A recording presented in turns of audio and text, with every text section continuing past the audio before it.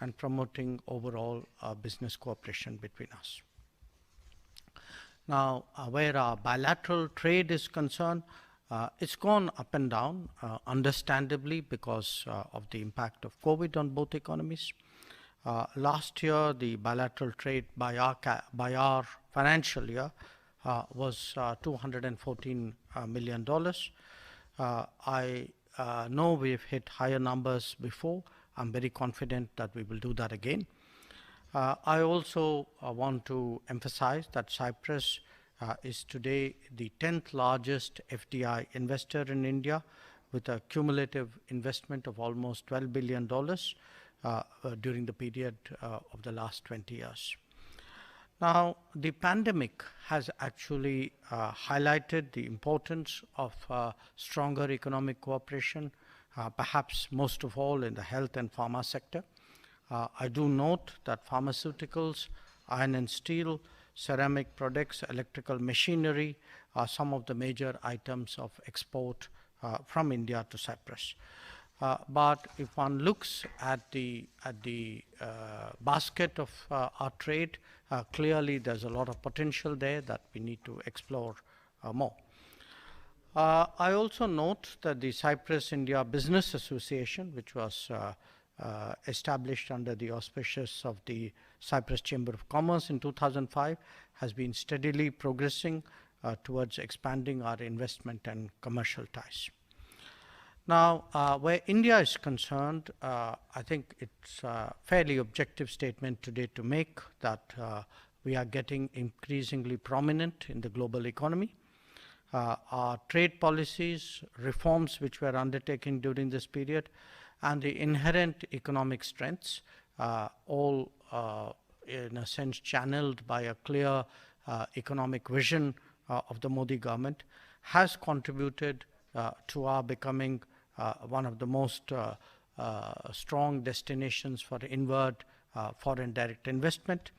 Also, I think the technological and infrastructure progress that we have made in the last few years has clearly created a greater appetite in the world for investing in India, but it has also increased our own capabilities where trade and other economic activities are concerned. During the pandemic, we actually used this period to carry out very ambitious economic reforms. Some of these were in the making since 2014, but certainly the Make in India initiative and what we call Atmanirbhar Bharat, which is a sort of a self-reliance. It's promoting greater capacities within India. These were taken by the government in a much more focused way. And our intention, our goal is clearly to make India a major manufacturing hub and to emerge as a 5 trillion economy by 2025. I would particularly like to draw your attention to the successes we've had in an initiative called the Production Linked Incentive Program, which has a certain set of domains where we have pushed for investments in those domains through incentives with the idea of increasing production based in India. And we are doing this not just for our own prospects, obviously that is important, but also because we believe that in the post-COVID era, the global economy will be looking for more resilient and reliable supply chains. It will be looking for multiplicity and redundancy in manufacturing. I think one of the big lessons which have come out of the COVID experience is that we have to de-risk the global economy with many more production options for global consumers. So it certainly is our strategy in the post-COVID era to position ourselves as a much greater manufacturer, as a much greater trader, as a much stronger service provider. And I think all these have direct implications for businesses in Cyprus. Let me also say a few words about the role that we played during the pandemic. I think even in the most difficult days of the pandemic, we were very conscious that we were part of the global community, and this was it was a shared fight against the pandemic. So we did, especially in 2020, we were very major exporters of pharmaceuticals. Our pharmaceutical industry stepped up to the challenge. It increased its production very significantly. So whether it was hydroxychloroquine or whether it was paracetamol or other medical items, in fact, during that period, we had exports to over 150 countries, many of whom were not part of our traditional markets, and many of whom were actually in Europe.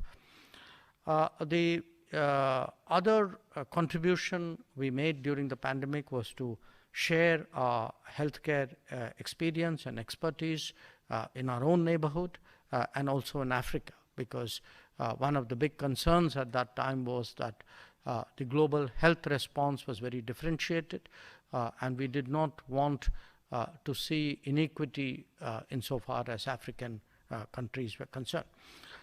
When vaccine production and distribution started, we were one of the big global hubs to make vaccines, and we supplied vaccines to 101 countries, including to the United Nations for the use of its peacekeepers. So the traditional Indian belief in the world as one family, which incidentally is also a variant of that is our motto for the G20, I think was something which we put into practice during the pandemic years. A year ago, when my Prime Minister addressed the World Economic Forum, he actually made a very interesting observation. He said that during the Corona period, the world was focused on interventions like quantitative easing. But India was actually busy paving the way for reforms. Now, he also mentioned that the biggest projects for us at that time were to modernize the digital and physical infrastructure. And these really got unprecedented momentum during the pandemic.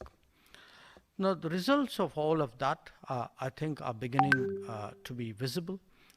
We are receiving the highest ever FDI flows in our history. Last year, we received $81 billion as FDI. We have become home to one of the world's largest startup ecosystems. We host close to 100 unicorns now, 40 of them a product just in 2021 alone.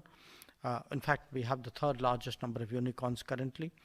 Our trade has expanded very substantially. In the year 2021-22, for the first time, our exports crossed the $400 billion level. And this year, we have set ourselves a target of $470 billion. And the export target for Europe is a little in excess of $90 billion. And I say this because I think a larger trade presence, a stronger trade performance will clearly have a significance for a lot of other services and industry, particularly for shipping. I also want to mention that as part of the reforms that we have done in the last few years, these have included areas like taxation, bankruptcy and insolvency laws, agriculture, labor, and of course FDI policies.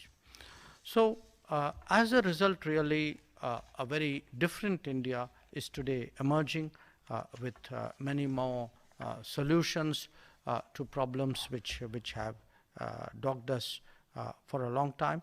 And a lot of this I also want to highlight because it is a point of commonality with Cyprus. This is being done in a democratic framework, with debate, with discussion, with a lot of confabulation, and with the buy-in of all the relevant stakeholders. Now, we do recognize that we live in a globalized world and that anything which happens today in one corner of the world will inevitably impact every other part of the world. We can see that very graphically when it comes to the Ukraine conflict. We saw that earlier when it came to the pandemic. As I said, today the efficiency and the delivery of global supply chains, I think, is a common concern today for all countries in the world. For us, the main anxieties, which in a sense I share with you today, concern energy, both the affordability and the accessibility to energy, to food grains, to fertilizers, and this is not just our concern. I think it's a larger concern in the global south, and it's certainly a worry that we intend to take up very strongly during the presidency of the G20, which we have taken over on the 1st of December.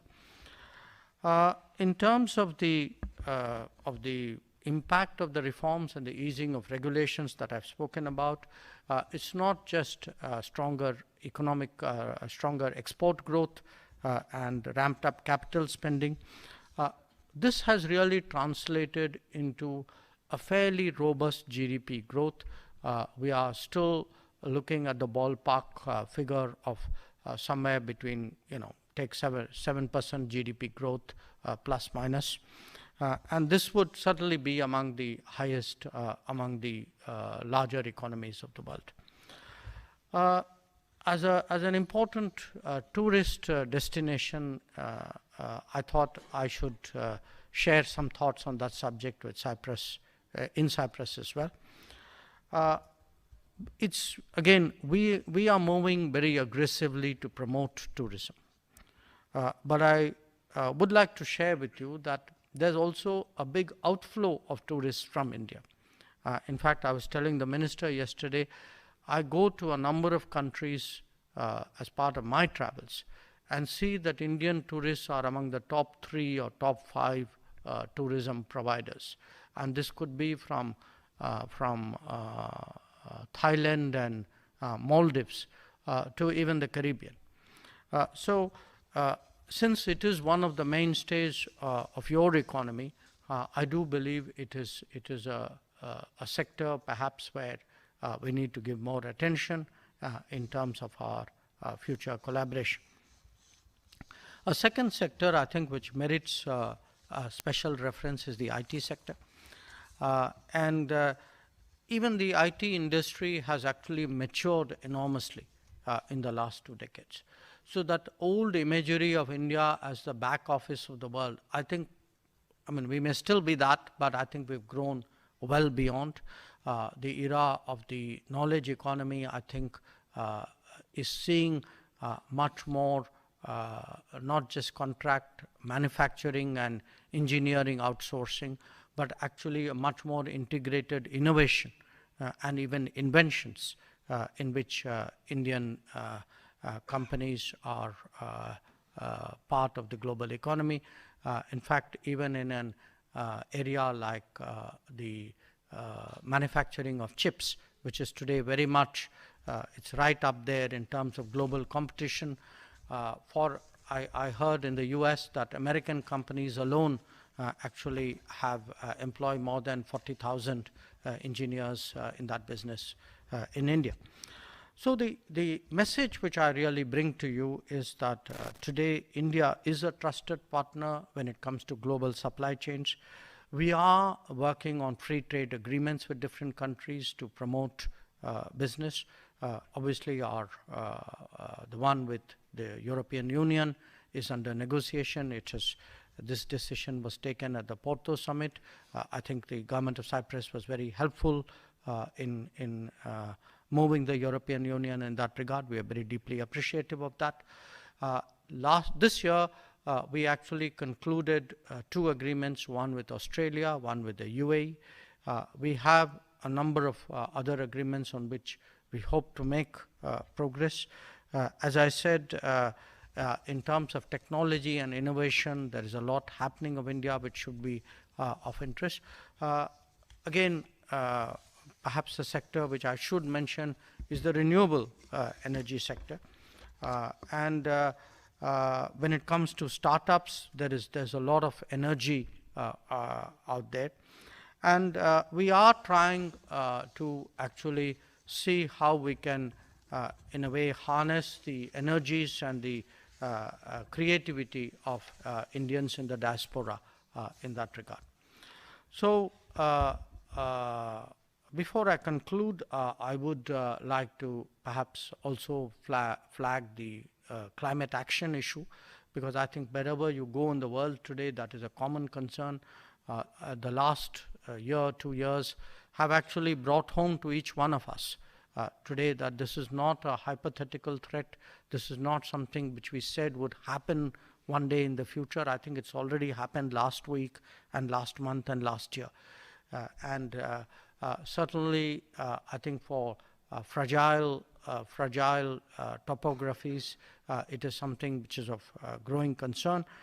What I again want to emphasize here is, as a country which home to 17% of the world's population, we today contribute about 5% of the world's emissions. But we may be contributing 5% of the emission, but our commitment to tackle climate change is 100%. And we have led not just by expanding massively our renewables at home. One of the big initiatives we are currently working on, we want to use the G20 presidency to advance that, is actually to advocate a change of lifestyle. That we do believe, my Prime Minister feels very strongly that changing lifestyles would actually make a big difference to the environment. We have also been leaders on 2 international initiatives. One of them is the International Solar Alliance, and I'm really very gratified yesterday that the Republic of Cyprus has chosen to become a member. And the other is a coalition for disaster resilient infrastructure, which is something which all coastal areas, I think, and obviously island states have a particular interest in examining and partnering. Currently, about 40% of our energy mix comes from non-fossil sources. And I can say this, that at a time when global pressures are taking the world away from the Paris commitments and away from the Agenda 2030 Sustainable Development Commitments, we are staying true to both of them.